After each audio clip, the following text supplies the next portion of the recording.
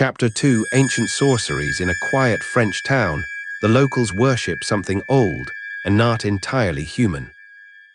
64 Case Roman 2 Ancient Sorceries. There are, it would appear, certain wholly unremarkable persons, with none of the characteristics that invite adventure, who yet once or twice in the course of their smooth lives undergo an experience so strange that the world catches its breath and looks the other way. And it was cases of this kind, perhaps more than any other, that fell into the widespread net of John Silence, the psychic doctor, and appealing to his deep humanity, to his patience, and to his great qualities of spiritual sympathy, led often to the revelation of problems of the strangest complexity and of the profoundest possible human interest. Matters that seemed almost too curious and fantastic for belief, he loved to trace to their hidden sources, to unravel a tangle in the very soul of things, and to release a suffering human soul in the process, was with him a veritable passion. And the knots he untied were, indeed, after passing strange. The world, of course, asks for some plausible basis to which it can attach credence,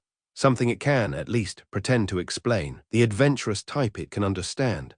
Such people carry about with them an adequate explanation of their exciting lives, and their characters obviously drive them into the circumstances which produce the adventures. It expects nothing else from them, and is satisfied. But dull, ordinary folk have no 65 right to out-of-the-way experiences, and the world, having been led to expect otherwise, is disappointed with them, not to say shocked. Its complacent judgment has been rudely disturbed. Such a thing happened to that man, it cries, a commonplace person like that. It is too absurd. There must be something wrong.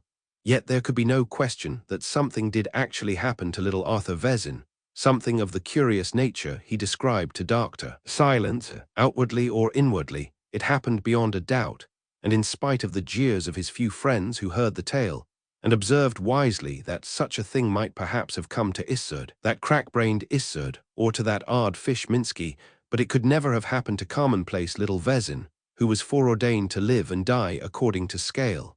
But, whatever his method of death was, Vezin certainly did not live according to scale, so far as this particular event in his otherwise uneventful life was concerned.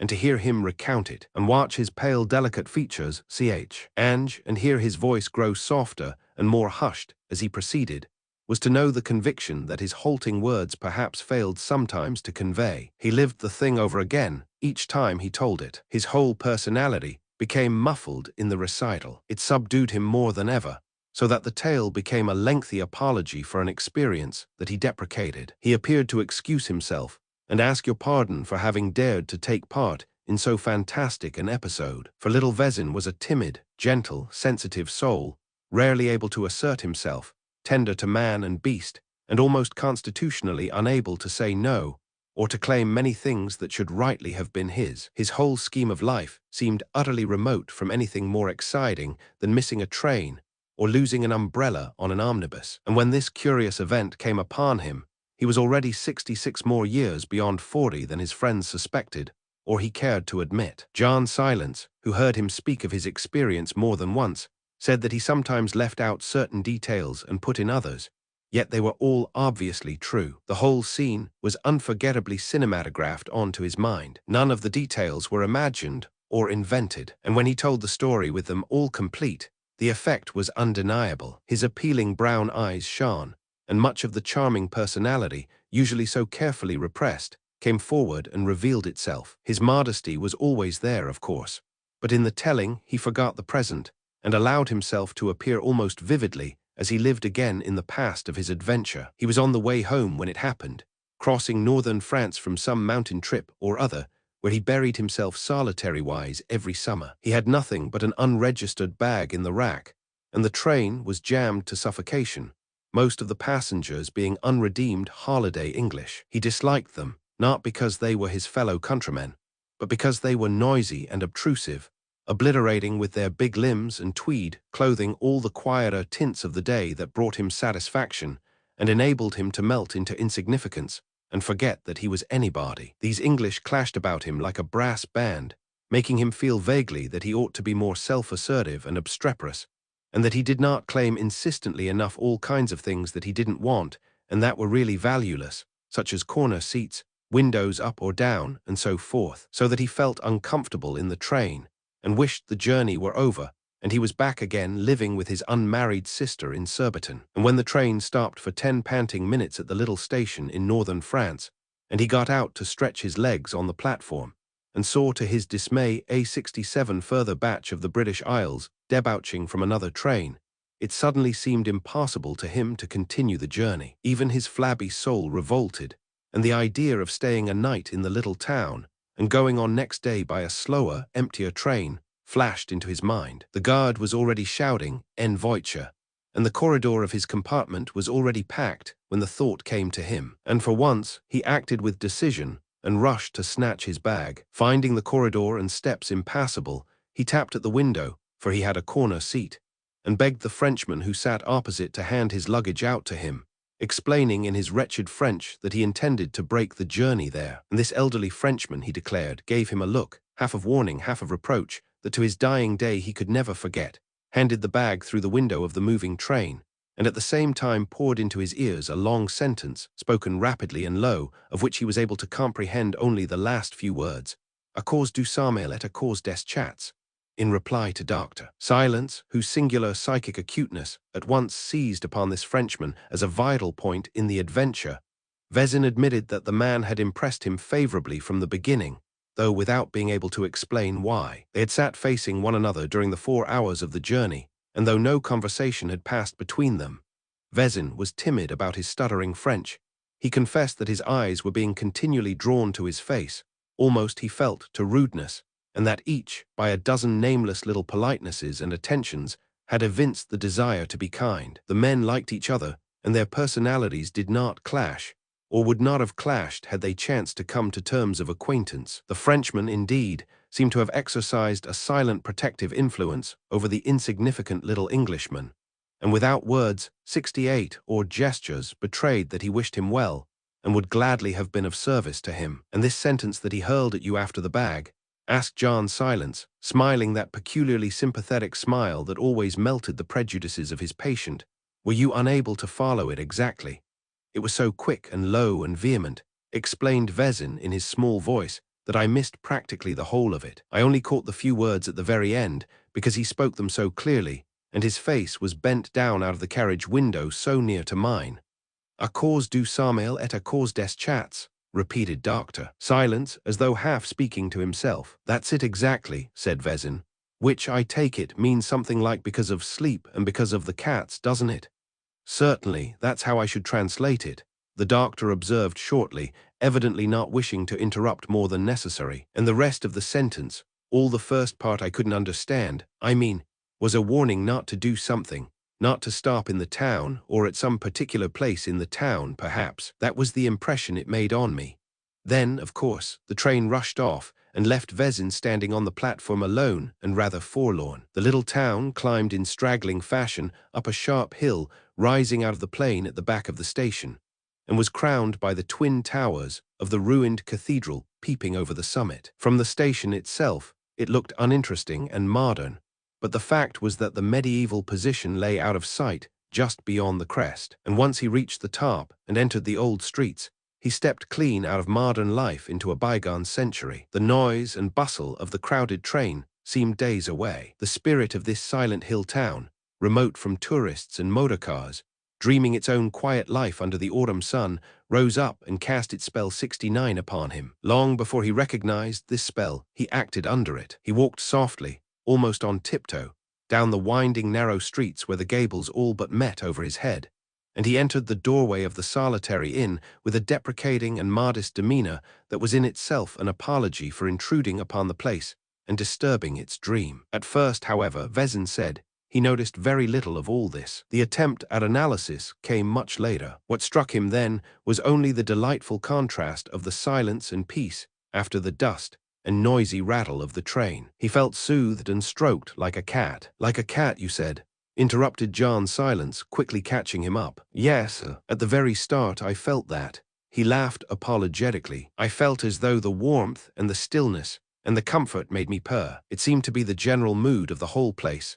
Then, the inn, a rambling ancient house, The atmosphere of the old coaching days still about it apparently did not welcome him too warmly. He felt he was only tolerated, he said, but it was cheap and comfortable, and the delicious cup of afternoon tea he ordered at once made him feel really very pleased with himself for leaving the train in this bold, original way. For to him it had seemed bold and original. He felt something of a dog. His room, too, soothed him with its dark paneling and low irregular ceiling, and the long sloping passage that led to it seemed the natural pathway to a real chamber of sleep, a little dim cubby hole out of the world where noise could not enter. It looked upon the courtyard at the back. It was all very charming, and made him think of himself as dressed in very soft velvet somehow, and the floors seemed padded, the walls provided with cushions. The sounds of the streets could not penetrate there. It was an atmosphere of absolute rest that surrounded him. On engaging the 2-franc room, he had interviewed the only person who seemed to be about that sleepy 70 afternoon,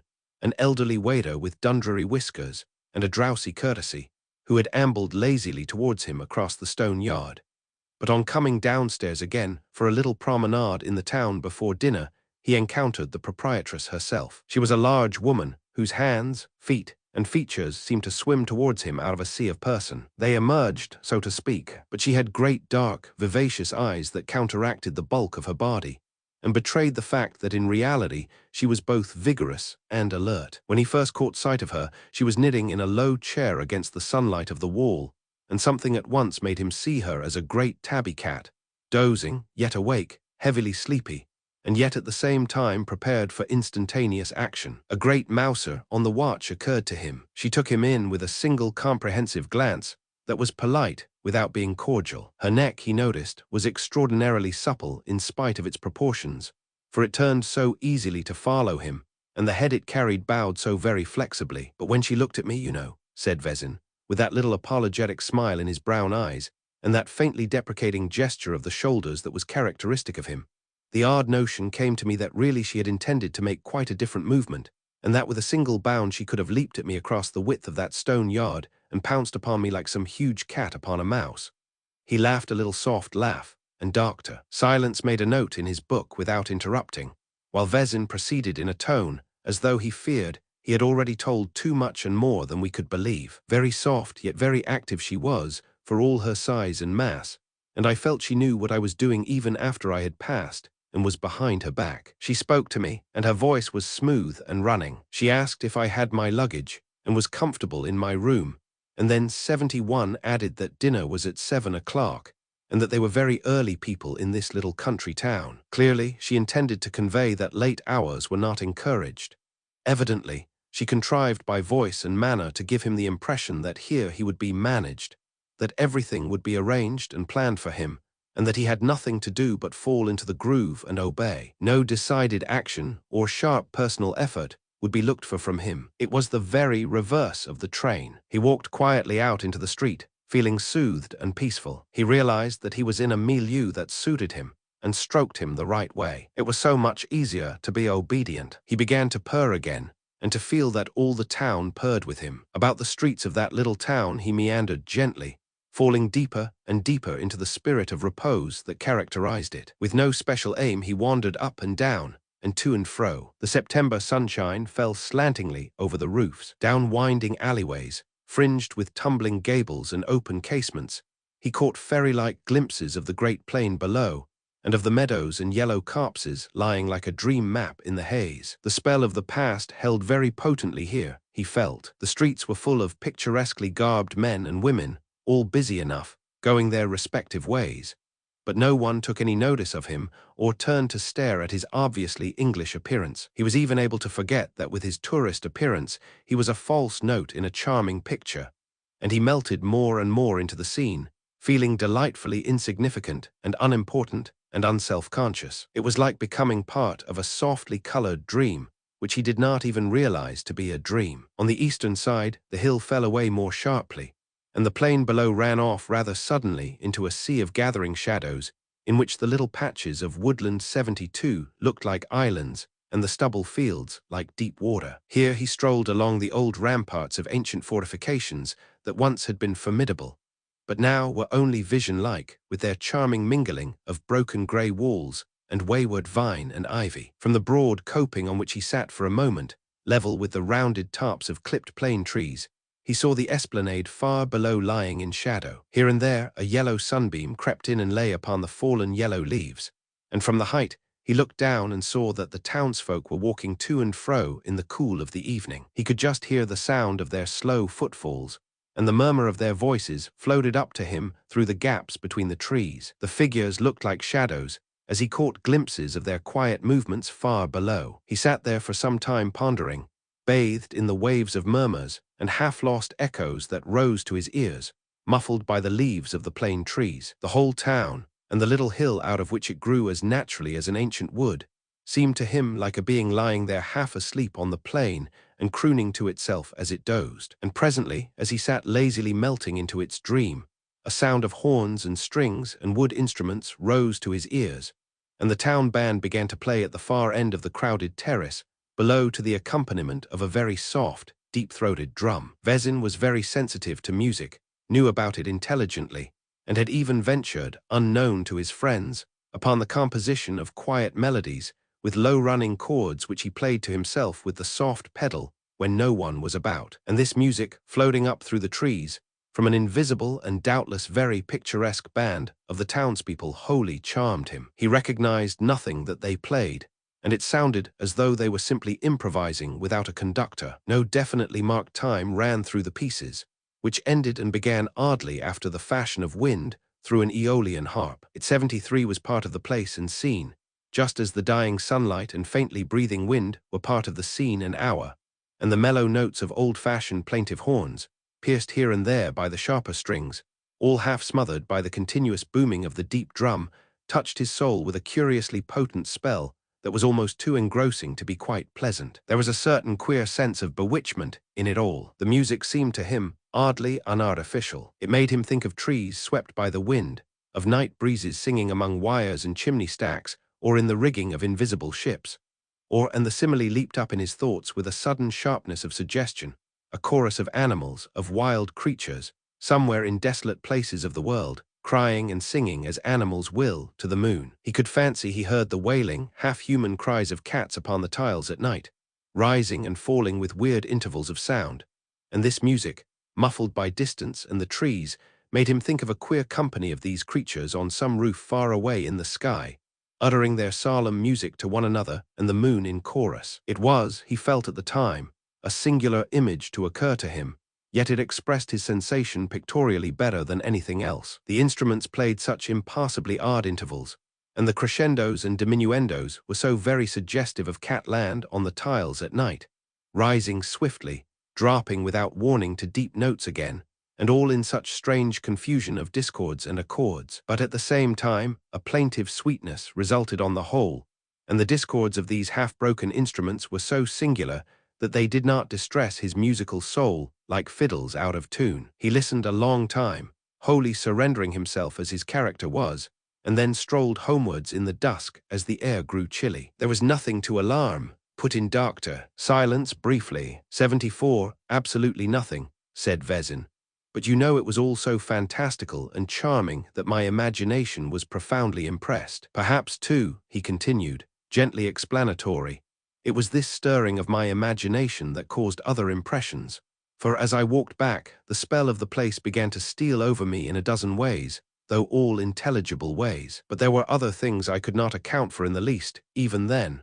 Incidents, you mean? Hardly incidents, I think. A lot of vivid sensations crowded themselves upon my mind, and I could trace them to no causes. It was just after sunset, and the tumbled old buildings traced magical outlines against an opalescent sky of gold and red. The dusk was running down the twisted streets. All round the hill the plain pressed in like a dim sea, its level rising with the darkness. The spell of this kind of scene, you know, can be very moving, and it was so that night. Yet I felt that what came to me had nothing directly to do with the mystery and wonder of the scene.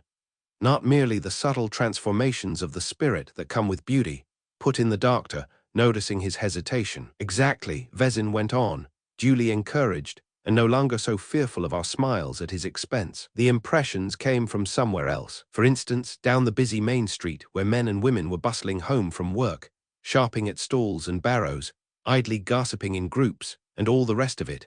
I saw that I aroused no interest, and that no one turned to stare at me as a foreigner and stranger. I was utterly ignored, and my presence among them excited no special interest or attention. And then, quite suddenly, it dawned upon me with conviction that all the time this indifference and inattention were merely feigned. Everybody, as a matter of fact, was watching me closely. Every movement I made 75 was known and observed. Ignoring me was all a pretense, an elaborate pretense. He paused a moment and looked at us to see if we were smiling, and then continued, reassured. It is useless to ask me how I noticed this, because I simply cannot explain it. But the discovery gave me something of a shock. Before I got back to the inn, however, another curious thing rose up strongly in my mind and forced my recognition of it as true. And this, too, I may as well say at once, was equally inexplicable to me. I mean, I can only give you the fact, as fact it was to me. The little man left his chair and stood on the mat before the fire. His diffidence lessened from now onwards, as he lost himself again in the magic of the old adventure. His eyes shone a little already as he talked. Well, he went on, his soft voice rising somewhat with his excitement. I was in a shop when it came to me first, though the idea must have been at work for a long time subconsciously to appear in so complete a form all at once. I was buying socks, I think. He laughed, and struggling with my dreadful French, when it struck me that the woman in the shop did not care two pins whether I bought anything or not. She was indifferent whether she made a sale or did not make a sale. She was only pretending to sell. This sounds a very small and fanciful incident to build upon what follows, but really it was not small. I mean, it was the spark that lit the line of powder and ran along to the big blaze in my mind. For the whole town, I suddenly realized, was something other than I so far saw it. The real activities and interests of the people were elsewhere and otherwise than appeared. Their true lives lay somewhere out of sight, behind the scenes. Their busyness was but the outward semblance that masked their actual purposes. They bought and sold, and ate and drank, and walked about the streets, yet all the while the mainstream of their 76 existence lay somewhere beyond my ken, underground, in secret places. In the shops and at the stalls they did not care whether I purchased their articles or not. At the inn they were indifferent to my staying or going. Their life lay remote from my own, springing from hidden, mysterious sources, coursing out of sight, unknown. It was all a great elaborate pretense, assumed possibly for my benefit or possibly for purposes of their own. But the main current of their energies ran elsewhere. I almost felt as an unwelcome foreign substance might be expected to feel when it has found its way into the human system, and the whole body organizes itself to eject it or to absorb it. The town was doing this very thing to me. This bizarre notion presented itself forcibly to my mind as I walked home to the inn, and I began busily to wonder wherein the true life of this town could lie, and what were the actual interests and activities of its hidden life. And now that my eyes were partly opened, I noticed other things too that puzzled me, first of which, I think, was the extraordinary silence of the whole place. Positively, the town was muffled. Although the streets were paved with cobbles, the people moved about silently, softly, with padded feet like cats. Nothing made noise. All was hushed, subdued, muted. The very voices were quiet, low-pitched like purring. Nothing clamorous, vehement, or emphatic seemed able to live in the drowsy atmosphere of soft dreaming that soothed this little hill town into its sleep. It was like the woman at the inn, an outward repose screening intense inner activity and purpose. Yet there was no sign of lethargy or sluggishness anywhere about it. The people were active and alert. Only a magical and uncanny softness lay over them all like a spell. Vezin passed his hand across his eyes for a moment as though the memory had become very vivid. His voice had run off into a whisper so that we heard the last part with difficulty. He was telling a true thing, obviously, yet something that he both liked and hated telling. 77. I went back to the inn, he continued presently in a louder voice, and dined. I felt a new strange world about me. My old world of reality receded. Here, whether I liked it or no, was something new and incomprehensible. I regretted having left the train so impulsively. An adventure was upon me, and I loathed adventures as foreign to my nature. Moreover, this was the beginning apparently of an adventure somewhere deep within me, in a region I could not check or measure, and a feeling of alarm mingled itself with my wonder, alarm for the stability of what I had for 40 years recognized as my personality. I went upstairs to bed, my mind teeming with thoughts that were unusual to me and of rather a haunting description. By way of relief, I kept thinking of that night prosaic noisy train and all those wholesome, blustering passengers. I almost wished I were with them again, but my dreams took me elsewhere. I dreamed of cats and soft-moving creatures, and the silence of life in a dim, muffled world beyond the senses.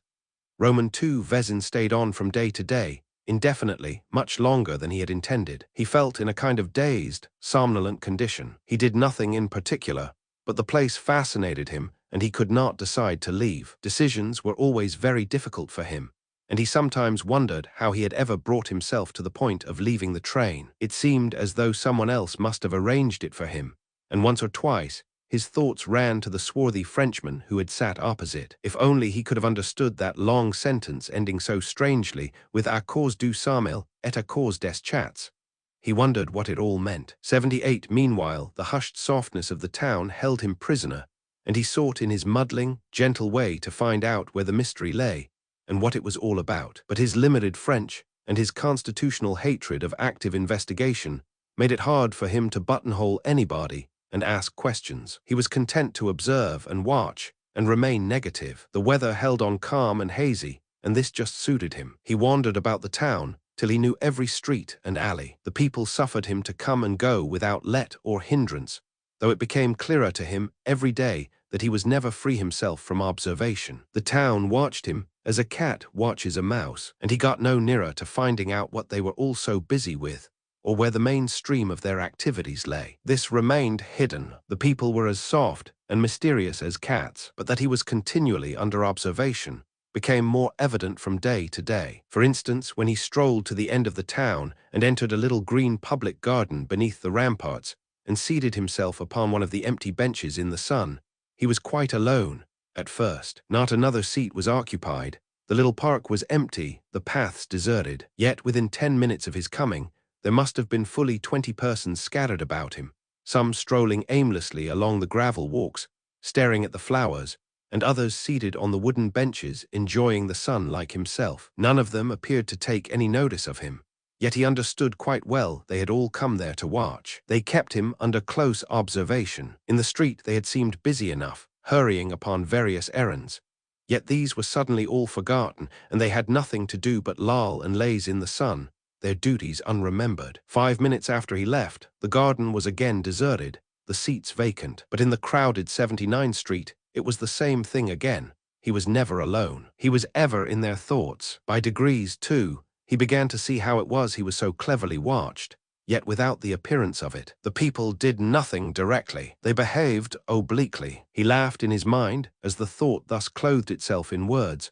but the phrase exactly described it. They looked at him from angles which naturally should have led their sight in another direction altogether. Their movements were oblique, too, so far as these concerned himself. The straight, direct thing was not their way evidently. They did nothing obviously. If he entered a shop to buy, the woman walked instantly away and busied herself with something at the farther end of the counter, though answering at once when he spoke, showing that she knew he was there, and that this was only her way of attending to him. It was the fashion of the cat she followed. Even in the dining room of the inn, the bewhiskered and courteous waiter, lithe and silent in all his movements, never seemed able to come straight to his table for an order or a dish. He came by zigzags, indirectly, vaguely, so that he appeared to be going to another table altogether, and only turned suddenly at the last moment and was there beside him. Vezin smiled curiously to himself as he described how he began to realize these things. Other tourists there were none in the hostel, but he recalled the figures of 1 or 2 old men, inhabitants, who took their déjeuner and dinner there, and remembered how fantastically they entered the room in similar fashion. First they paused in the doorway, peering about the room, and then, after a temporary inspection, they came in, as it were, sideways, keeping close to the walls so that he wondered which table they were making for, and at the last minute making almost a little quick run to their particular seats. And again he thought of the ways and methods of cats. Other small incidents, too, impressed him as all part of this queer, soft town with its muffled, indirect life, for the way some of the people appeared and disappeared with airy extraordinary swiftness puzzled him exceedingly. It may have been all perfectly natural, he knew, yet he could not make it out how the alleys swallowed them up and shot them forth in a second of time, when there were no visible doorways or openings near enough to explain the phenomenon. Once he followed 2 elderly women who, he felt, had been particularly examining him from across the street, quite near the inn this was, and saw them turn the corner a few feet only in front of him. Yet when he sharply followed on their heels, he saw nothing but an utterly deserted alley stretching in front of him with no sign of a living thing, and the only opening through which they could have escaped was a porch some 50 yards away, which not the swiftest human runner could have reached in time. And in just such sudden fashion people appeared, when he never expected them. Once when he heard a great noise of fighting going on behind a low wall, and hurried up to see what was going on, what should he see but a group of girls and women engaged in vociferous conversation, which instantly hushed itself to the normal whispering note of the town, when his head appeared over the wall. And even then, none of them turned to look at him directly, but slunk off with the most unaccountable rapidity into doors and sheds across the yard. And their voices, he thought, had sounded so strangely like, the angry snarling of fighting animals, almost of cats. The whole spirit of the town, however, continued to evade him as something elusive, protean, screened from the outer world, and at the same time intensely, genuinely vital. And since he now formed part of its life, this concealment puzzled and irritated him. More, it began rather to frighten him. Out of the mists that slowly gathered about his ordinary surface thoughts, there rose again the idea that the inhabitants were waiting for him to declare himself, to take an attitude, to do this, or to do that, and that when he had done so they in their turn would at length make 81 some direct response, accepting or rejecting him. Yet the vital matter concerning which his decision was awaited came no nearer to him. Once or twice he purposely followed little processions or groups of the citizens in order to find out, if possible, on what purpose they were bent, but they always discovered him in time and dwindled away, each individual going his or her own way. It was always the same. He never could learn what their main interest was. The cathedral was ever empty, the old church of St. Martin at the other end of the town, deserted. They shopped because they had to, and not because they wished to. The booths stood neglected, the stalls unvisited, the little cafes desolate. Yet the streets were always full,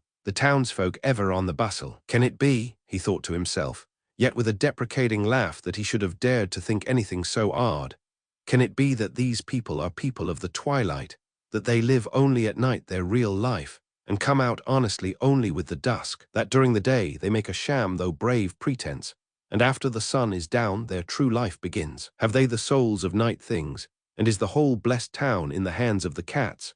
The fancy somehow electrified him with little sharks of shrinking and dismay. Yet, though he affected to laugh, he knew that he was beginning to feel more than uneasy, and that strange forces were tugging with 1,000 invisible cords at the very center of his being. Something utterly remote from his ordinary life, something that had not waked for years, began faintly to stir in his soul, sending feelers abroad into his brain and heart, shaping queer thoughts and penetrating even into certain of his minor actions. Something exceedingly vital to himself, to his soul, hung in the balance, and always when he returned to the inn about the hour of sunset, he saw the figures of the townsfolk stealing through the dusk from their sharp doors, moving sentry 82 wise to and fro at the corners of the streets, yet always vanishing silently like shadows at his near approach. And as the inn invariably closed its doors at 10 o'clock, he had never yet found the opportunity. He rather half-heartedly sought to see for himself what account the town could give of itself at night. A cause du sommeil et a cause des chats.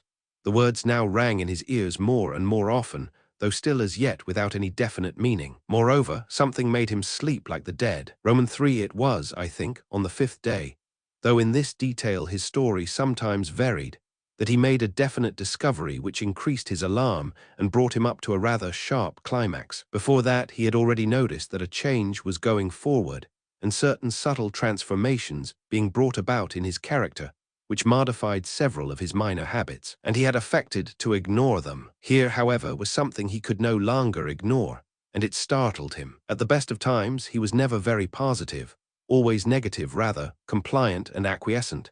Yet, when necessity arose, he was capable of reasonably vigorous action and could take a strongish decision. The discovery he now made that brought him up with such a sharp turn was that this power had positively dwindled to nothing. He found it impossible to make up his mind, for on this 5th day he realized that he had stayed long enough in the town, and that for reasons he could only vaguely define to himself, it was wiser and safer that he should leave. And he found that he could not leave. 83 This is difficult to describe in words, and it was more by gesture and the expression of his face that he conveyed to Doctor Silence the state of impotence he had reached. All this spying and watching, he said, had as it were spun a net about his feet so that he was trapped and powerless to escape. He felt like a fly that had blundered into the intricacies of a great web. He was caught, imprisoned, and could not get away. It was a distressing sensation. A numbness had crept over his will, till it had become almost incapable of decision. The mere thought of vigorous action towards escape, began to terrify him. All the currents of his life had turned inwards upon himself, striving to bring to the surface something that lay buried almost beyond reach, determined to force his recognition of something he had long forgotten years upon years, centuries almost ago. It seemed as though a window deep within his being would presently open and reveal an entirely new world, yet somehow a world that was not unfamiliar. Beyond that again, he fancied a great curtain hung, and when that too rolled up, he would see still farther into this region, and at last understand something of the secret life of these extraordinary people. Is this why they wait and watch? He asked himself with rather a shaking heart, for the time when I shall join them or refuse to join them. Does the decision rest with me after all, and not with them?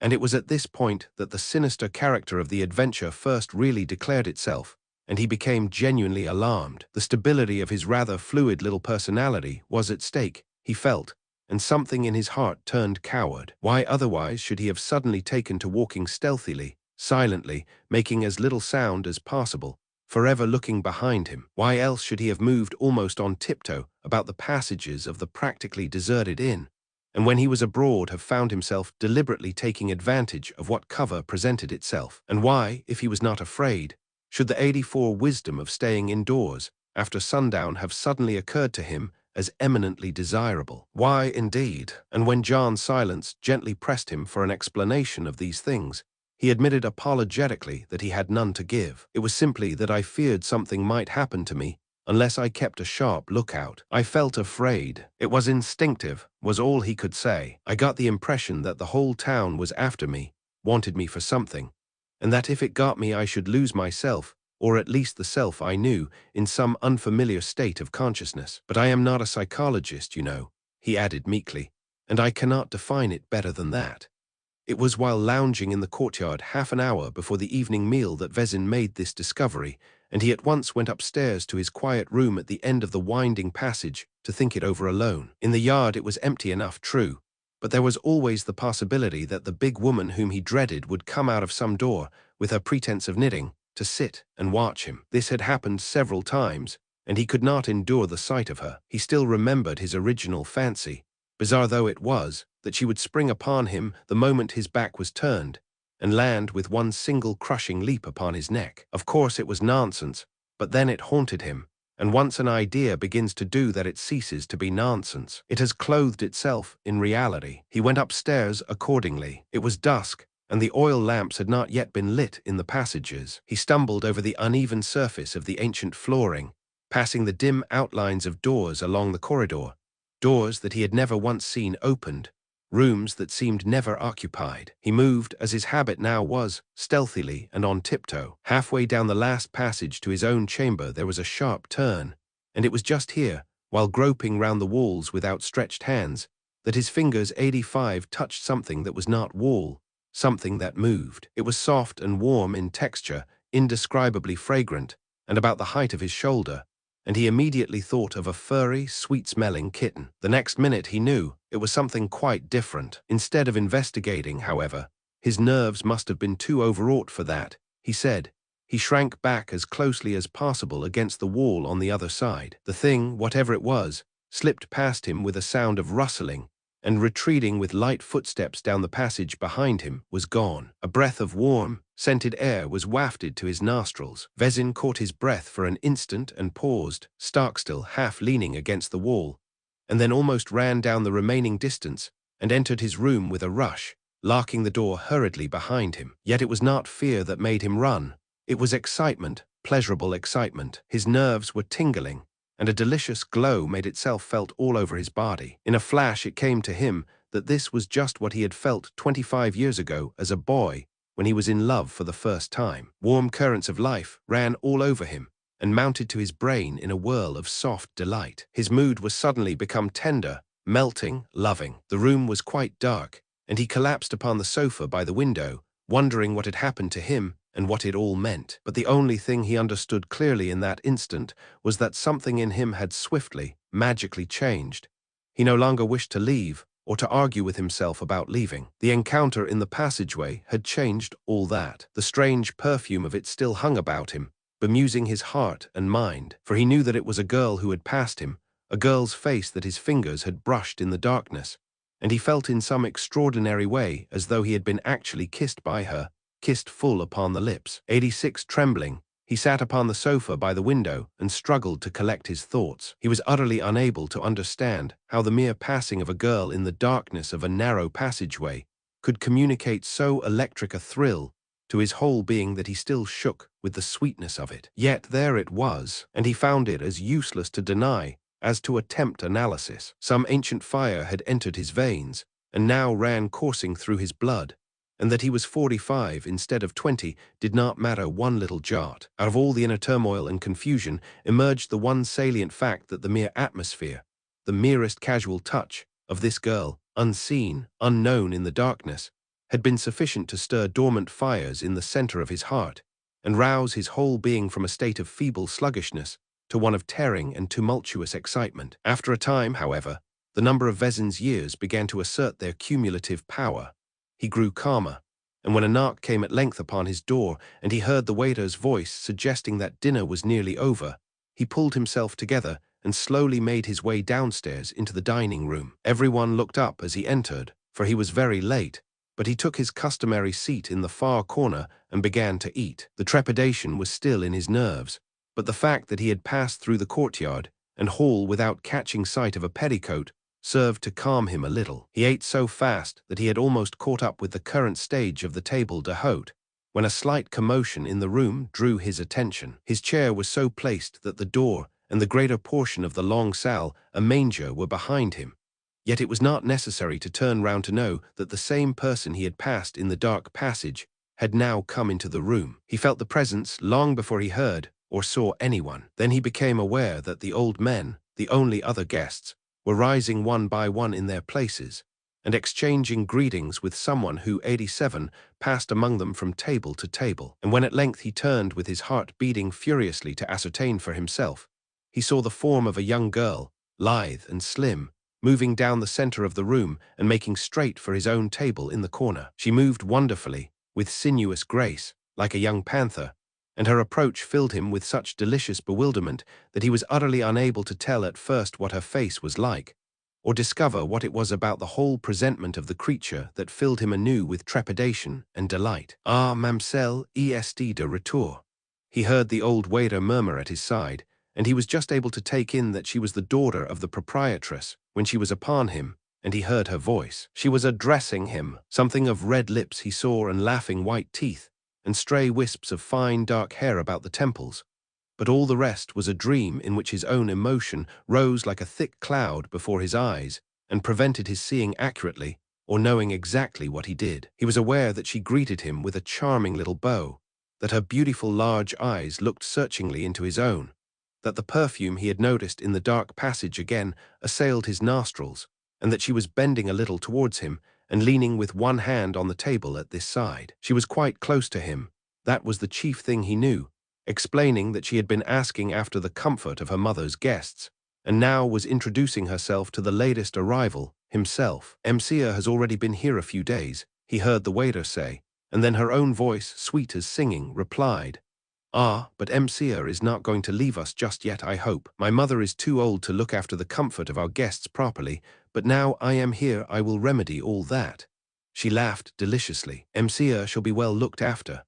88 Vezin, struggling with his emotion and desire to be polite, half rose to acknowledge the pretty speech and to stammer some sort of reply, but as he did so his hand by chance touched her own that was resting upon the table, and a shock that was for all the world like a shock of electricity passed from her skin into his body. His soul wavered and shook deep within him. He caught her eyes fixed upon his own with a look of most curious intentness, and the next moment he knew that he had sat down wordless again on his chair, that the girl was already halfway across the room, and that he was trying to eat his salad with a dessert spoon and a knife. Longing for her return, and yet dreading it, he gulped down the remainder of his dinner, and then went at once to his bedroom to be alone with his thoughts. This time the passages were lighted, and he suffered no exciting contretemps.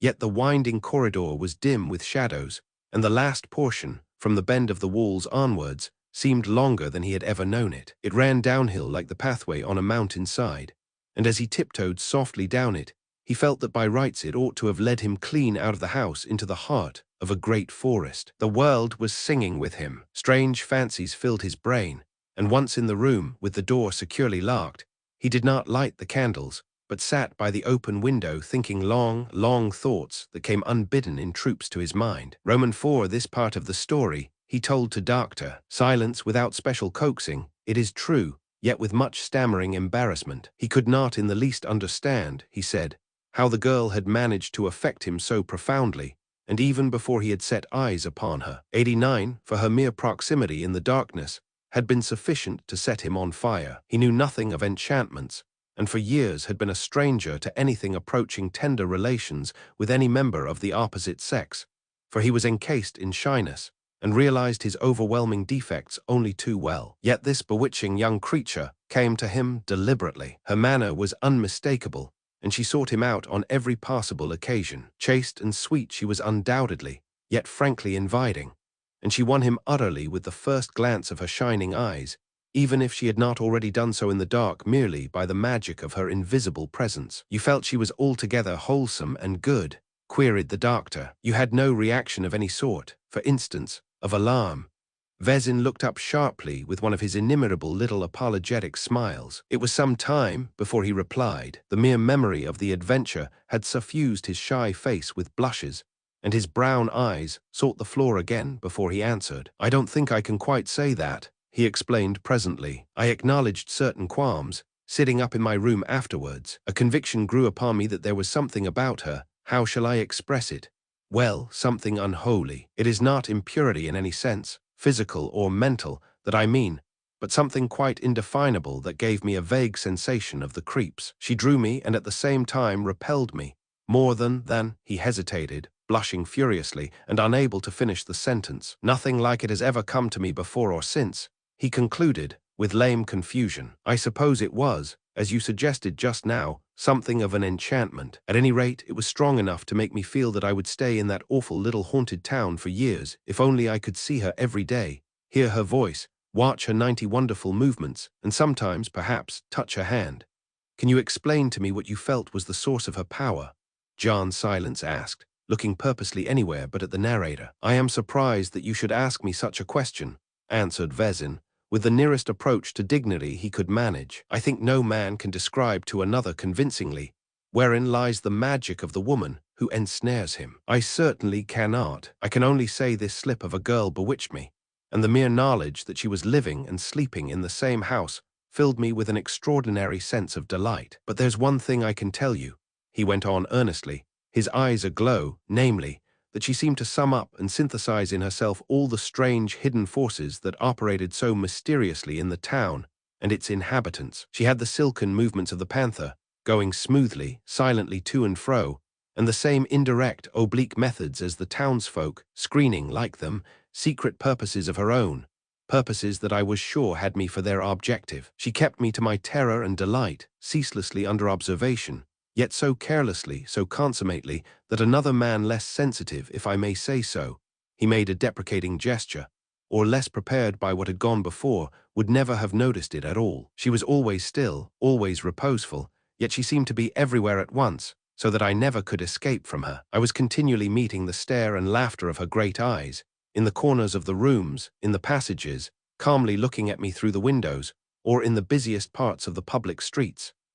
Their intimacy, it seems, grew very rapidly after this first encounter which had so violently disturbed the little man's equilibrium. He was naturally very prim, and prim folk live mostly in so small a world that anything violently unusual may shake them clean out of it, and they 91 therefore instinctively distrust originality. But Vezin began to forget his primness after a while. The girl was always modestly behaved, and as her mother's representative, she naturally had to do with the guests in the hotel. It was not out of the way that a spirit of camaraderie should spring up. Besides, she was young, she was charmingly pretty, she was French, and she obviously liked him. At the same time, there was something indescribable, a certain indefinable atmosphere of other places, other times, that made him try hard to remain on his guard, and sometimes made him catch his breath with a sudden start. It was all rather like a delirious dream, half delight, half dread. He confided in a whisper to Doctor Silence, and more than once he hardly knew quite what he was doing or saying, as though he were driven forward by impulses he scarcely recognized as his own. And though the thought of leaving presented itself again and again to his mind, it was each time with less insistence, so that he stayed on from day to day, becoming more and more a part of the sleepy life of this dreamy medieval town, losing more and more of his recognizable personality. Soon, he felt, the curtain within would roll up with an awful rush, and he would find himself suddenly admitted into the secret purposes of the hidden life that lay behind it all. Only, by that time, he would have become transformed into an entirely different being. And meanwhile, he noticed various little signs of the intention to make his stay attractive to him. Flowers in his bedroom, a more comfortable armchair in the corner, and even special little extra dishes on his private table in the dining room. Conversations, too, with Mademoiselle Ilse became more and more frequent and pleasant, and although they seldom traveled beyond the weather or the details of the town, the girl, he noticed, was never in a hurry to bring them to an end, and often contrived to interject little odd sentences that he never properly understood, yet felt to be significant. 92, and it was these stray remarks, full of a meaning that evaded him, that pointed to some hidden purpose of her own and made him feel uneasy. They all had to do, he felt sure, with reasons for his staying on in the town indefinitely. And has Mca not even yet come to a decision? She said softly in his ear, sitting beside him in the sunny yard before Dejuna, the acquaintance having progressed with significant rapidity. Because, if it's so difficult, we must all try together to help him. The question startled him, following upon his own thoughts. It was spoken with a pretty laugh, and a stray bit of hair across one eye, as she turned and peered at him half roguishly. Possibly he did not quite understand the French of it, for her near presence always confused his small knowledge of the language distressingly. Yet the words, and her manner, and something else that lay behind it all in her mind, frightened him. It gave such point to his feeling that the town was waiting for him to make his mind up on some important matter. At the same time, her voice, and the fact that she was there so close beside him in her soft dark dress, thrilled him inexpressibly. "It is true I find it difficult to leave," he stammered, losing his way deliciously in the depths of her eyes, "and especially now that Mademoiselle Ilse has come." He was surprised at the success of his sentence, and quite delighted with the little gallantry of it. But at the same time, he could have bitten his tongue off for having said it. "Then after all you like our little town, or you would not be pleased to stay on," she said, ignoring the compliment. "I am enchanted with it, and enchanted with you," he cried, feeling that his tongue was somehow slipping beyond the control of his brain, and he was on the verge of saying all manner of other things of the wildest description, when the girl sprang lightly up from her chair beside him and made to go. 93, it is super Elonian today," she cried, laughing back at him through the sunlight, "and I must go and see about it. Otherwise, you know, Mca will not enjoy his dinner, and then, perhaps, he will leave us."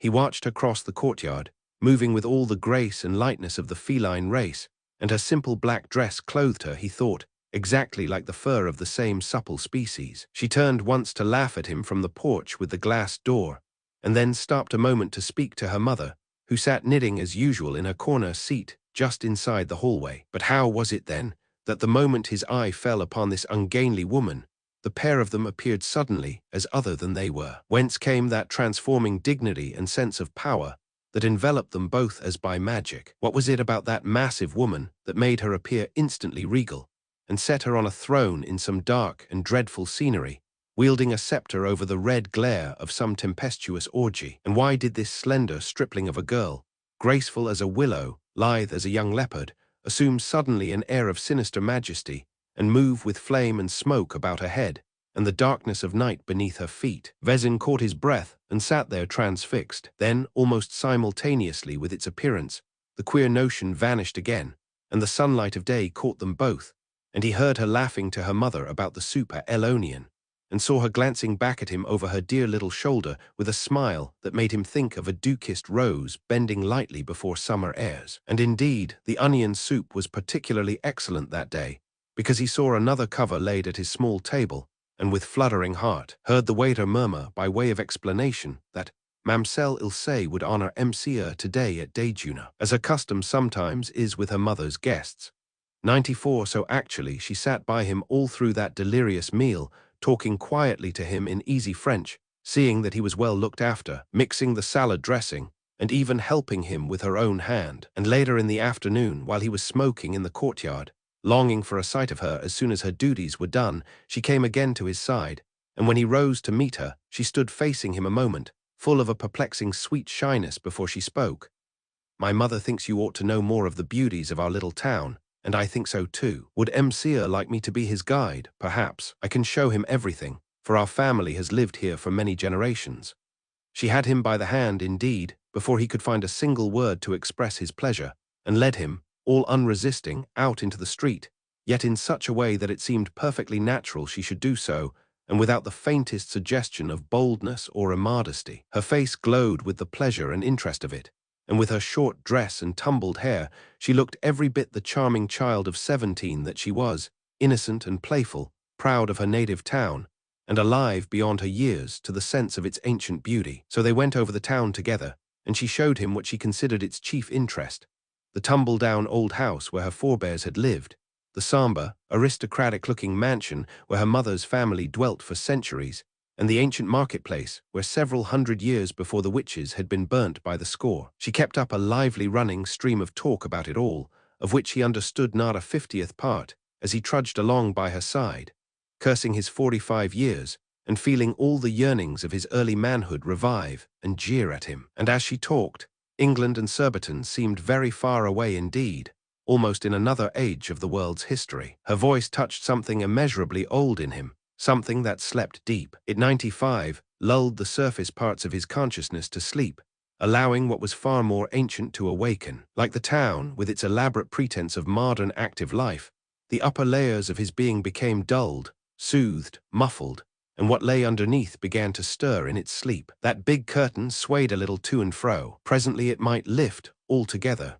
He began to understand a little better at last. The mood of the town was reproducing itself in him. In proportion as his ordinary external self became muffled, that inner secret life, that was far more real and vital, asserted itself. And this girl was surely the high priestess of it all, the chief instrument of its accomplishment. New thoughts with new interpretations flooded his mind as she walked beside him through the winding streets, while the picturesque old gabled town, softly colored in the sunset, had never appeared to him so wholly wonderful and seductive. And only one curious incident came to disturb and puzzle him, slight in itself, but utterly inexplicable, bringing white terror into the child's face and a scream to her laughing lips. He had merely pointed to a column of blue smoke that rose from the burning autumn leaves and made a picture against the red roofs, and had then run to the wall and called her to his side to watch the flames shooting here and there through the heap of rubbish. Yet at the sight of it, as though taken by surprise, her face had altered dreadfully,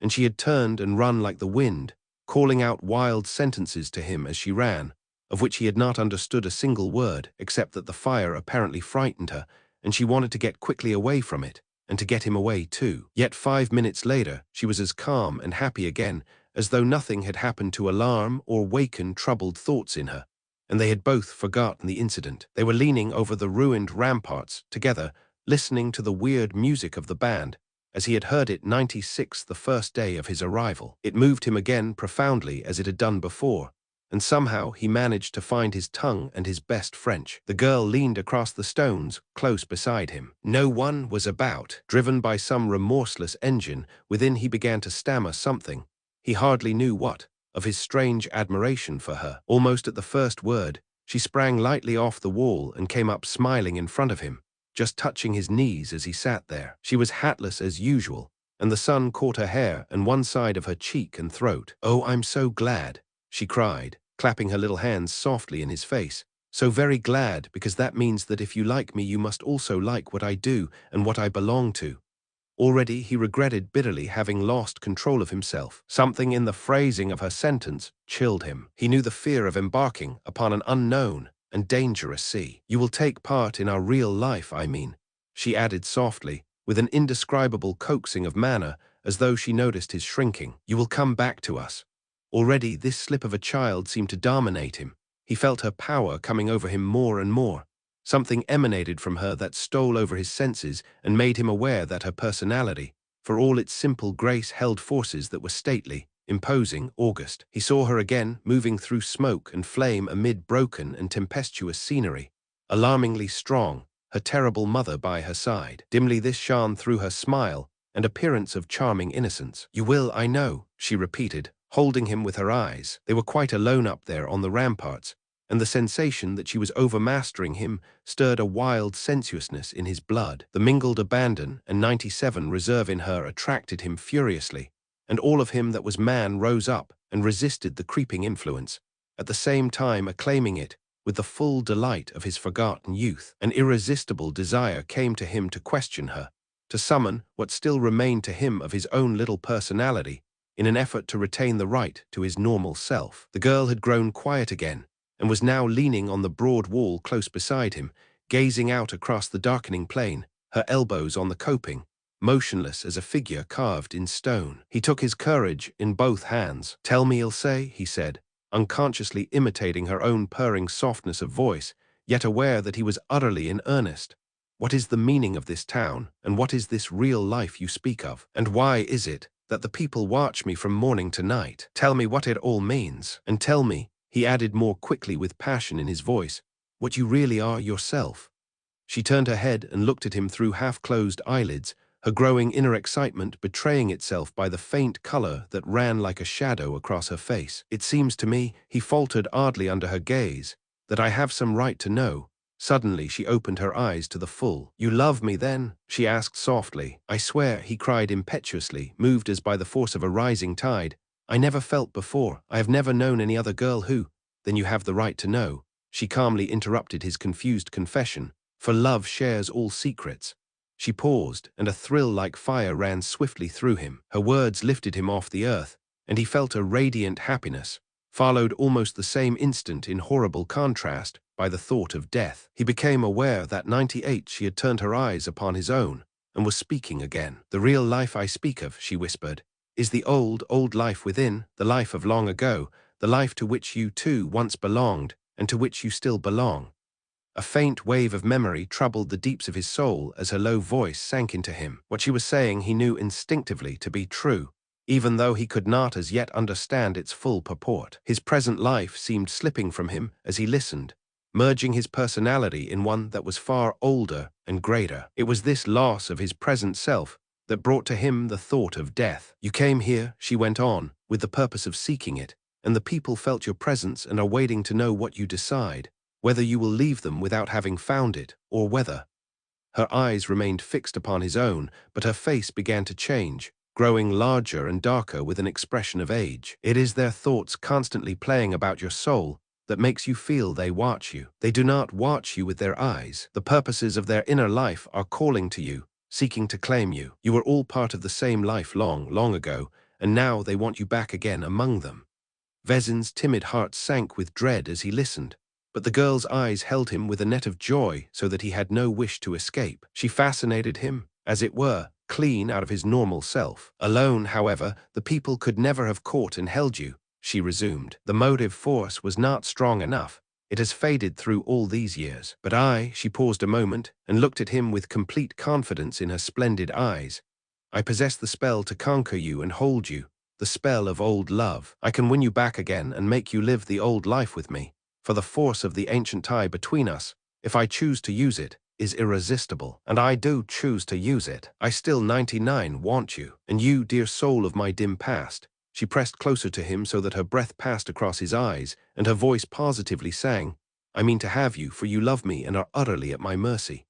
Vezin heard, and yet did not hear, understood, yet did not understand. He had passed into a condition of exaltation. The world was beneath his feet, made of music and flowers, and he was flying somewhere far above it through the sunshine of pure delight. He was breathless and giddy, with the wonder of her words. They intoxicated him, and still the terror of it all, the dreadful thought of death, pressed ever behind her sentences, for flames shot through her voice out of black smoke and licked at his soul, and they communicated with one another, it seemed to him, by a process of swift telepathy, for his French could never have compassed all he said to her. Yet she understood perfectly, and what she said to him was like the recital of verses long since known, and the mingled pain and sweetness of it as he listened were almost more than his little soul could hold. "Yet I came here wholly by chance," he heard himself saying. "No," she cried with passion, "you came here because I called to you. I have called to you for years, and you came with the whole force of the past behind you. You had to come, for I own you, and I claim you."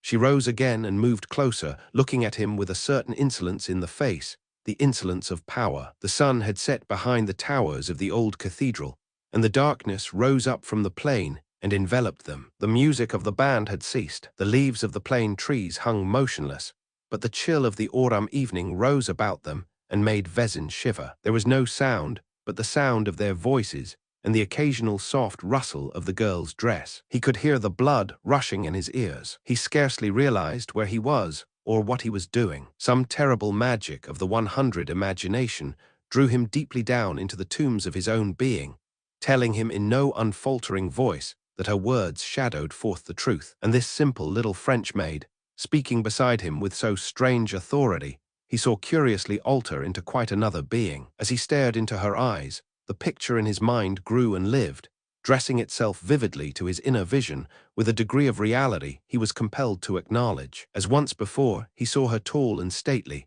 moving through wild and broken scenery of forests and mountain caverns, the glare of flames behind her head and clouds of shifting smoke about her feet. Dark leaves encircled her hair, flying loosely in the wind, and her limbs shone through the merest rags of clothing. Others were about her, too, and ardent eyes on all sides cast delirious glances upon her, but her own eyes were always for one only, one whom she held by the hand, for she was leading the dance in some tempestuous orgy to the music of chanting voices, and the dance she led circled about a great and awful figure on a throne, brooding over the scene through lurid vapors, while innumerable other wild faces and forms crowded furiously about her in the dance. But the one she held by the hand he knew to be himself, and the monstrous shape upon the throne he knew to be her mother. The vision rose within him, rushing to him down the long years of buried time, crying aloud to him with the voice of memory reawakened.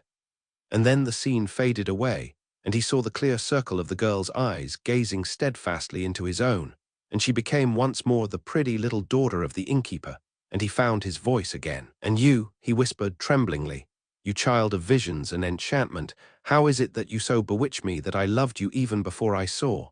She drew herself up beside him with an air of rare dignity. 101, the call of the past," she said.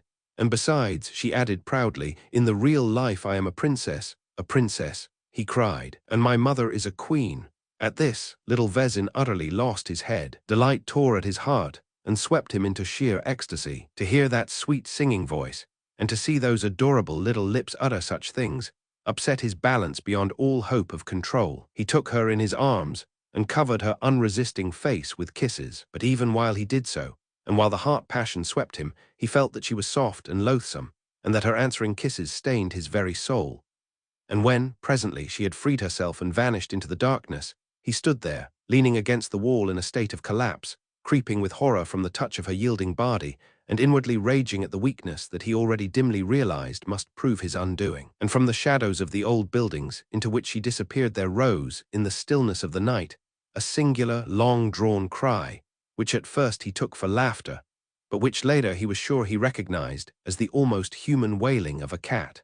For a long time Vezin leant there against the wall, alone with his surging thoughts and emotions. He understood at length that he had done the one thing necessary to call down upon him the whole force of this ancient past, for in those passionate kisses he had acknowledged the tie of olden days and had revived it, and the memory of that soft, impalpable caress in the darkness of the inn corridor came back to him with a shudder. The girl had first mastered him, and then led him to the one act that was 100 too necessary for her purpose. He had been waylaid after the lapse of centuries, caught and conquered. Dimly he realized this, and sought to make plans for his escape. But for the moment, at any rate, he was powerless to manage his thoughts or will, for the sweet, fantastic madness of the whole adventure mounted to his brain like a spell, and he gloried in the feeling that he was utterly enchanted and moving in a world so much larger and wilder than the one he had ever been accustomed to. The moon, pale and enormous, was just rising over the sea-like plain, when at last he rose to go. Her slanting rays drew all the houses into new perspective, so that their roofs, already glistening with dew, seemed to stretch much higher into the sky than usual, and their gables and quaint old towers lay far away in its purple reaches. The cathedral appeared unreal in a silver mist. He moved softly, keeping to the shadows, but the streets were all deserted and very silent. The doors were closed, the shutters fastened. Not a soul was astir. The hush of night lay over everything. It was like a town of the dead, a churchyard with gigantic and grotesque tombstones. Wondering where all the busy life of the day had so utterly disappeared to, he made his way to a back door that entered the inn by means of the stables, thinking thus to reach his room unobserved. He reached the courtyard safely and crossed it by keeping close to the shadow of the wall. He sidled down it, mincing along on tiptoe, just as the old men did when they entered the salle, a manger. He was horrified to find himself doing this instinctively. A strange impulse came to him, catching him somehow in the center of his body, an impulse to drop upon all fours and run swiftly and silently. He glanced upwards, and the idea came to him to leap up upon his windowsill overhead instead of going round by the stairs. This occurred to him as the easiest and most natural way. It was like the beginning of some horrible transformation of himself into something else. He was fearfully strung up. 103. The moon was higher now, and the shadows very dark along the side of the street where he moved. He kept among the deepest of them, and reached the porch with the glass doors. But here there was light. The inmates, unfortunately, were still about. Hoping to slip across the hall unobserved and reach the stairs, he opened the door carefully and stole in. Then he saw that the hall was not empty. A large dark thing lay against the wall on his left. At first he thought it must be household articles. Then it moved, and he thought it was an immense cat, distorted in some way by the play of light and shadow. Then it rose straight up before him, and he saw that it was the proprietress. What she had been doing in this position, he could only venture a dreadful guess. But the moment she stood up and faced him, he was aware of some terrible dignity clothing her about that instantly recalled the girl's strange saying that she was a queen. Huge and sinister, she stood there under the little oil lamp, alone with him in the empty hall. Awe stirred in his heart, and the roots of some ancient fear. He felt that he must bow to her and make some kind of obeisance. The impulse was fierce and irresistible, as of long habit. He glanced quickly about him. There was no one there. Then he deliberately inclined his head toward her. He bowed. En fin, monsieur est donc décédé. C'est bien alors. J'en suis content.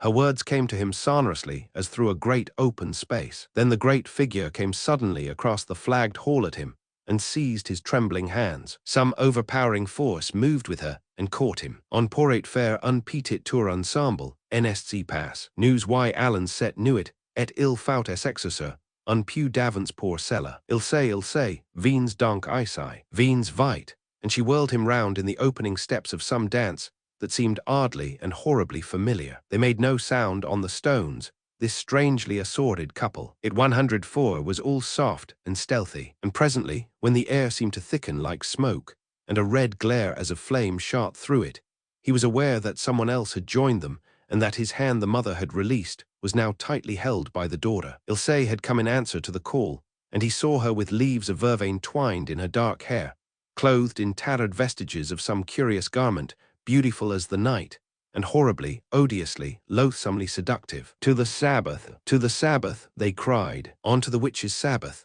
Up and down that narrow hall they danced, the women on each side of him, to the wildest measure he had ever imagined, yet which he dimly, dreadfully remembered, till the lamp on the wall flickered and went out, and they were left in total darkness. And the devil woke in his heart with 1,000 vile suggestions, and made him afraid. Suddenly they released his hands, and he heard the voice of the mother cry that it was time, and they must go. Which way they went he did not pause to see. He only realized that he was free, and he blundered through the darkness till he found the stairs, and then tore up them to his room as though all hell was at his heels. He flung himself on the sofa, with his face in his hands, and groaned, swiftly reviewing a dozen ways of immediate escape, all equally impassable.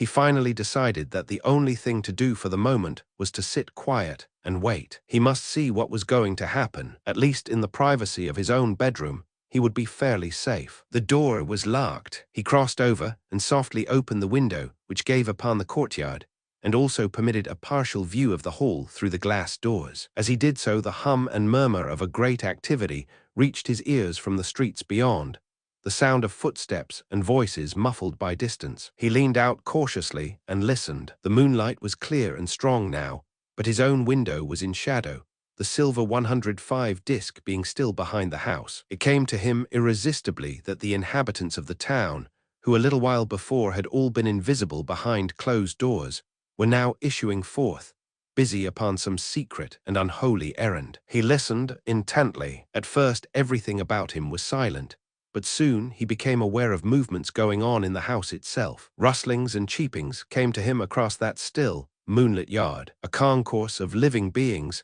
sent the hum of their activity into the night. Things were on the move everywhere. A biting, pungent odor rose through the air, coming he knew not whence. Presently his eyes became glued to the windows of the opposite wall, where the moonshine fell in a soft blaze. The roof overhead and behind him was reflected clearly in the panes of glass, and he saw the outlines of dark bodies moving with long footsteps over the tiles and along the coping. They passed swiftly and silently, shaped like immense cats, in an endless procession across the pictured glass, and then appeared to leap down to a lower level where he lost sight of them. He just caught the soft thudding of their leaps. Sometimes their shadows fell upon the white wall opposite, and then he could not make out whether they were the shadows of human beings or of cats. They seemed to change swiftly from one to the other. The transformation looked horribly real, for they leaped like human beings, yet changed swiftly in the air immediately afterwards and dropped like animals. The yard, too, beneath him,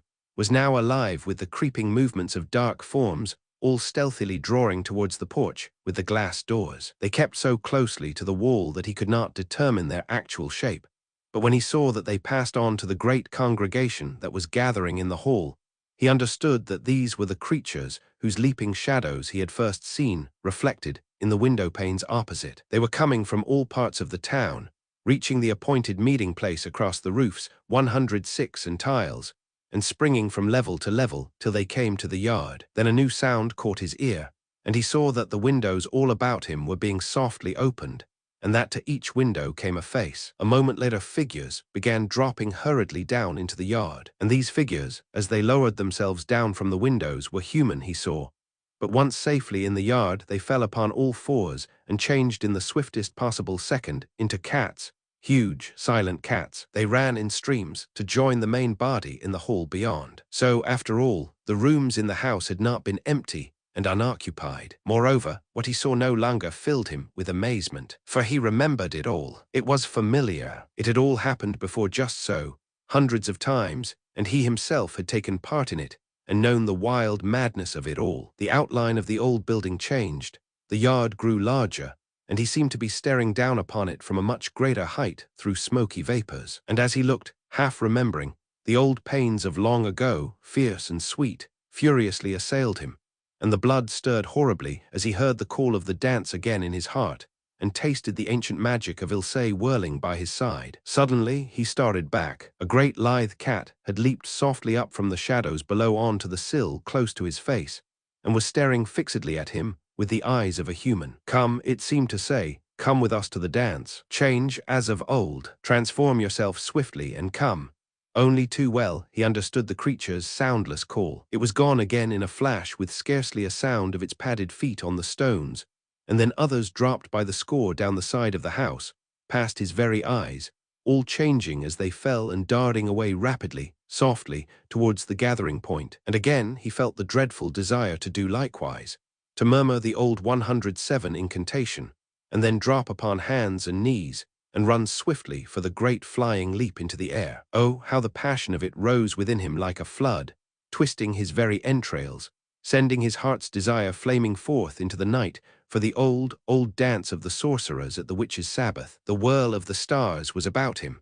Once more he met the magic of the moon. The power of the wind, rushing from precipice and forest, leaping from cliff to cliff across the valleys, tore him away. He heard the cries of the dancers and their wild laughter, and with this savage girl in his embrace, he danced furiously about the dim throne where sat the figure with the scepter of majesty. Then, suddenly, all became hushed and still, and the fever died down a little in his heart. The calm moonlight flooded a courtyard empty and deserted. They had started. The procession was off into the sky, and he was left behind, alone. Vezin tiptoed softly across the room and unlocked the door. The murmur from the streets, growing momentarily as he advanced, met his ears. He made his way, with the utmost caution, down the corridor. At the head of the stairs he paused and listened. Below him, the hall where they had gathered was dark and still, but through opened doors and windows on the far side of the building came the sound of a great throng moving farther and farther into the distance. He made his way down the creaking wooden stairs, dreading yet longing to meet some straggler who should point the way, but finding no one. Across the dark hall, so lately thronged with living, moving things, and out through the opened front doors into the street. He could not believe that he was really left behind, really forgotten, that he had been purposely permitted to escape. It perplexed him. Nervously he peered about him, and up and down the street. Then, seeing nothing, advanced slowly down the pavement. 108, the whole town, as he went, showed itself empty and deserted, as though a great wind had blown everything alive out of it. The doors and windows of the houses stood open to the night.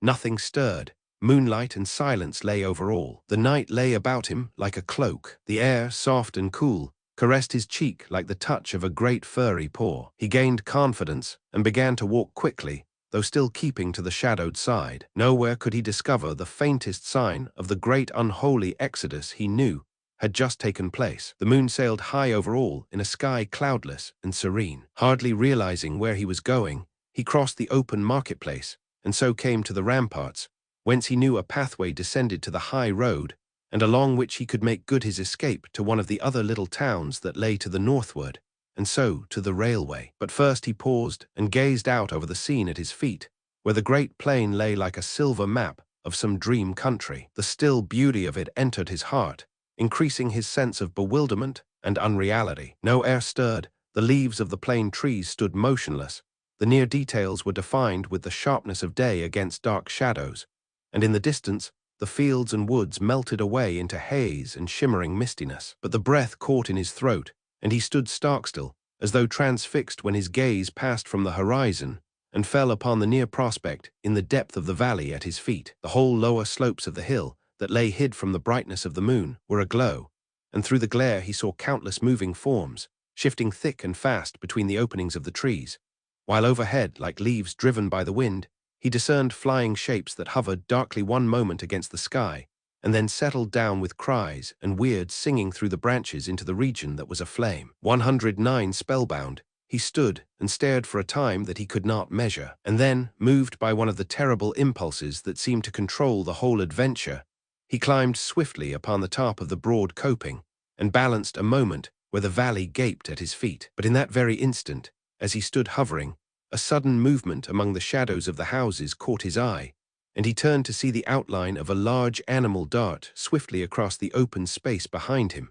and land with a flying leap upon the top of the wall a little lower down. It ran like the wind to his feet, and then rose up beside him upon the ramparts. A shiver seemed to run through the moonlight, and his sight trembled for a second. His heart pulsed fearfully. Ilse stood beside him, peering into his face. Some dark substance, he saw, stained the girl's face and skin, shining in the moonlight as she stretched her hands towards him.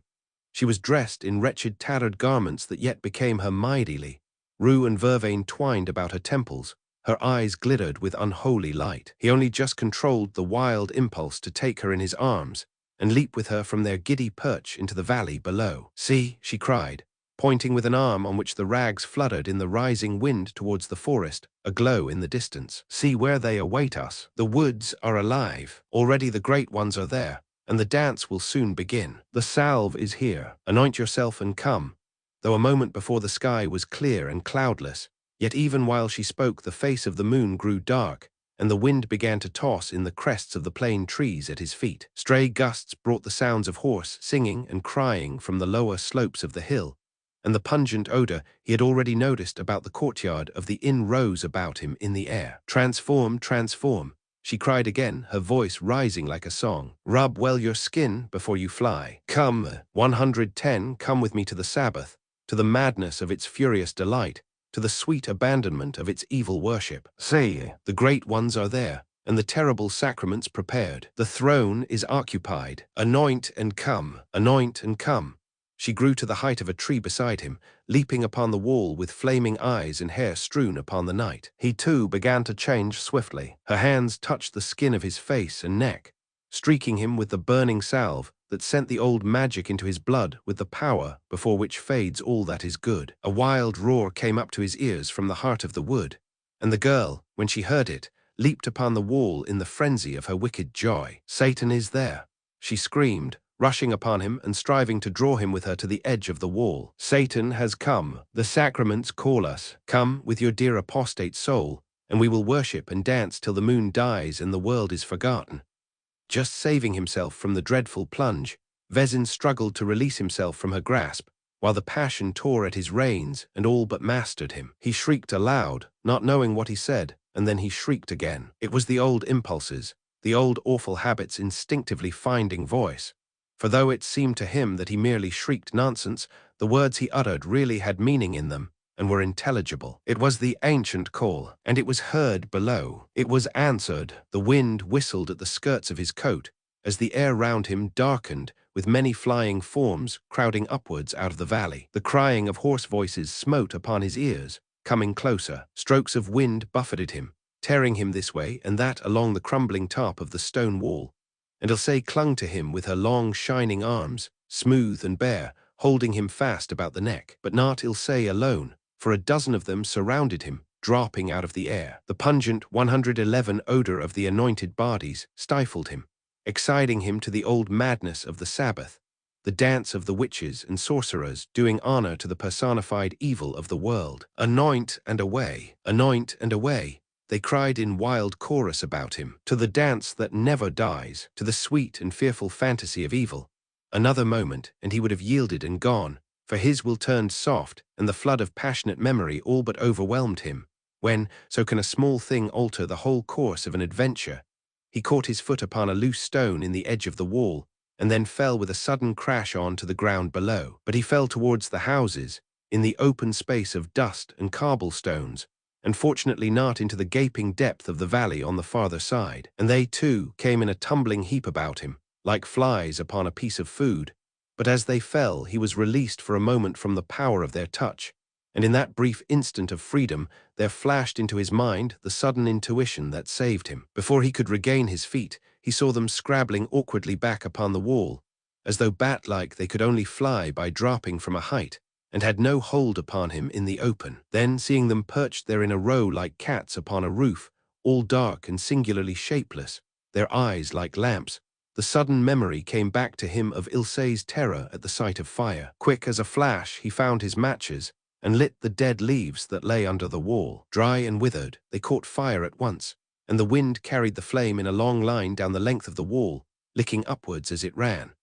And with shrieks and wailings, the crowded row of forms upon the top melted away into the air on the other side, and were gone with a great rush and whirring of their bodies down into the heart of the haunted valley, leaving Vezin breathless and shaken in the middle of the deserted ground. 112, Ilse, he called feebly. Ilse, for his heart ached to think that she was really gone to the great dance without him, and that he had lost the opportunity of its fearful joy. Yet at the same time his relief was so great, and he was so dazed and troubled in mind with the whole thing, that he hardly knew what he was saying, and only cried aloud in the fierce storm of his emotion. The fire under the wall ran its course, and the moonlight came out again, soft and clear, from its temporary eclipse. With one last shuddering look at the ruined ramparts, and a feeling of horrid wonder for the haunted valley beyond, where the shapes still crowded and flew, he turned his face towards the town, and slowly made his way in the direction of the hotel. And as he went, a great wailing of cries and a sound of howling followed him from the gleaming forest below, growing fainter and fainter with the bursts of wind as he disappeared between the houses. It may seem rather abrupt to you, this sudden tame ending, said Arthur Vezin, glancing with flushed face and timid eyes at Doctor Silence sitting there with his notebook, but the fact is, from that moment my memory seems to have failed rather. I have no distinct recollection of how I got home, or what precisely I did. It appears I never went back to the inn at all. I only dimly recollect racing down a long white road in the moonlight, past woods and villages, still and deserted,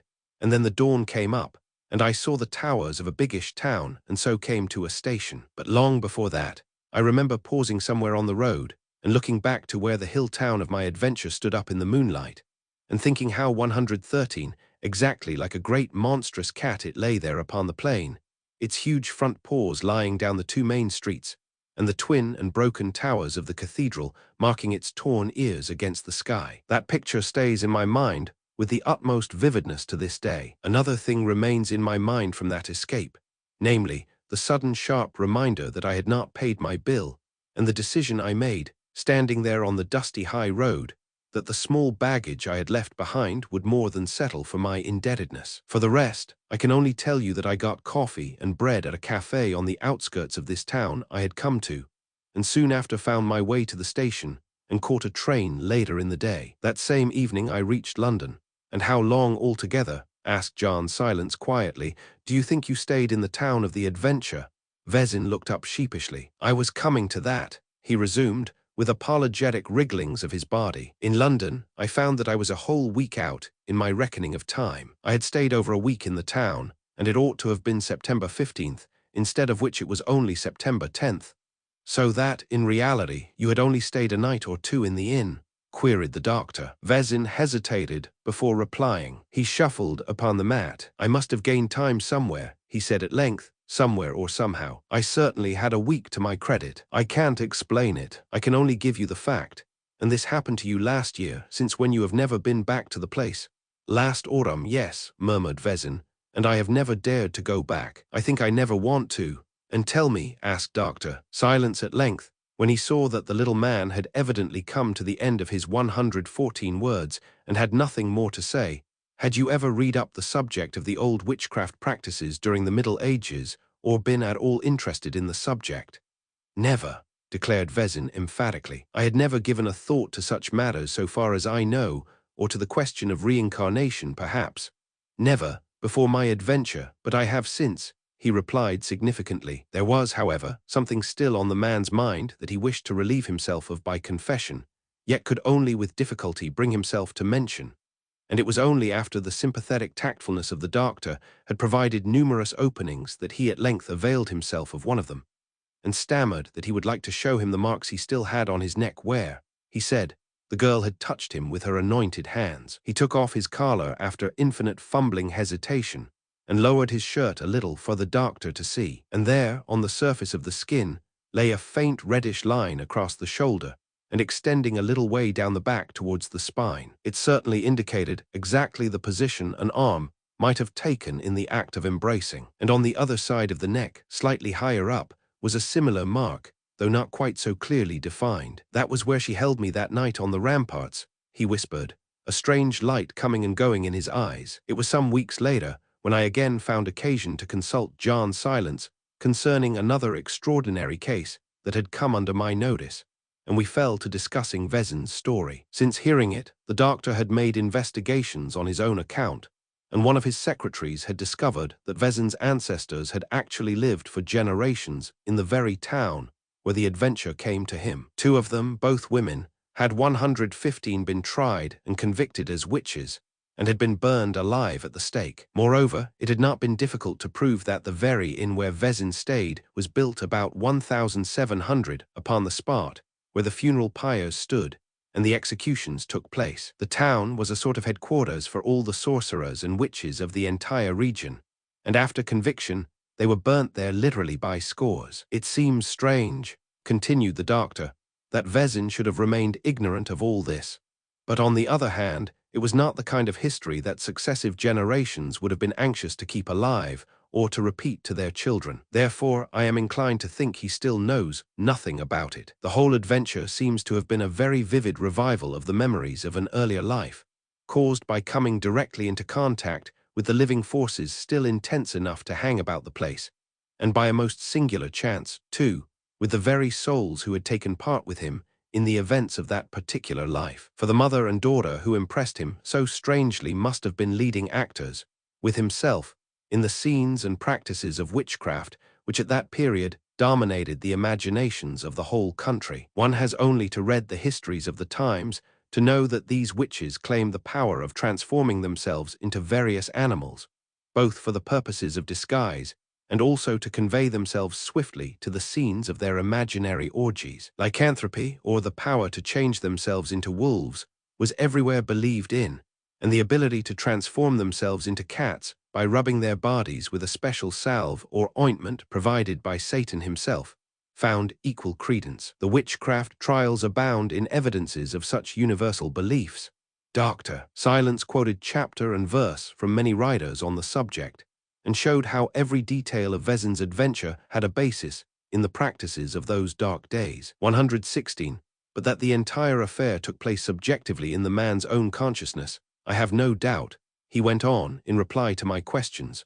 For my secretary, who has been to the town to investigate, discovered his signature in the visitor's book, and proved by it that he had arrived on September 8th and left suddenly without paying his bill. He left 2 days later, and they still were in possession of his dirty brown bag and some tourist clothes. I paid a few francs in settlement of his debt, and have sent his luggage on to him. The daughter was absent from home, but the proprietress, a large woman very much as he described her, told my secretary that he had seemed a very strange, absent-minded kind of gentleman, and after his disappearance, she had feared for a long time that he had met with a violent end in the neighboring forest where he used to roam about alone. I should like to have obtained a personal interview with the daughter so as to ascertain how much was subjective and how much actually took place with her, as Vezin told it. For her dread of fire and the sight of burning must, of course, have been the intuitive memory of her former painful death at the stake, and have thus explained why he fancied more than once that he saw her through smoke and flame. And that mark on his skin, for instance? I inquired. Merely the marks produced by hysterical brooding, he replied, like the stigmata of the religieuses, and the bruises which appear on the bodies of hypnotized subjects who have been told to expect them. This is very common and easily explained, only it seems curious that these marks should have remained so long in Vezin's case. Usually they disappear quickly. Obviously he is still thinking about it all, brooding and living it all over again, I ventured. Probably, and this makes me fear that the end of his trouble is not yet. We shall hear of him again. It is a case, alas, I can do little to alleviate. Dr. Silence spoke gravely and with sadness in his voice. 117. And what do you make of the Frenchman in the train? I asked further, the man who warned him against the place, à cause du sommeil et à cause des chats. Surely a very singular incident. A very singular incident indeed, he made answer slowly, and one I can only explain on the basis of a highly improbable coincidence, namely, that the man was one who had himself stayed in the town and undergone there a similar experience. I should like to find this man and ask him, but the crystal is useless here, for I have no slightest clue to go upon, and I can only conclude that some singular psychic affinity, some force still active in his being out of the same past life, drew him thus to the personality of Vezin, and enabled him to fear what might happen to him, and thus to warn him as he did. Yes, he presently continued, half talking to himself, I suspect in this case that Vezin was swept into the vortex of forces arising out of the intense activities of a past life, and that he lived over again a scene in which he had often played a leading part centuries before. For strong actions set up forces that are so slow to exhaust themselves, they may be said, in a sense, never to die. In this case they were not vital enough to render the illusion complete, so that the little man found himself caught in a very distressing confusion of the present and the past. Yet he was sufficiently sensitive to recognize that it was true, and to fight against the degradation of returning, even in memory, to a former and lower state of development. Ah yes, he continued, crossing the floor to gaze at the darkening sky and seemingly quite oblivious of my presence. Subliminal uprushes of memory like this can be exceedingly painful and sometimes exceedingly dangerous. I only trust that this gentle soul may soon escape from this obsession of a passionate and tempestuous past. But I doubt it, I doubt it. 118. His voice was hushed with sadness as he spoke, and when he turned back into the room again, there was an expression of profound yearning upon his face, the yearning of a soul whose desire to help is sometimes greater than his power.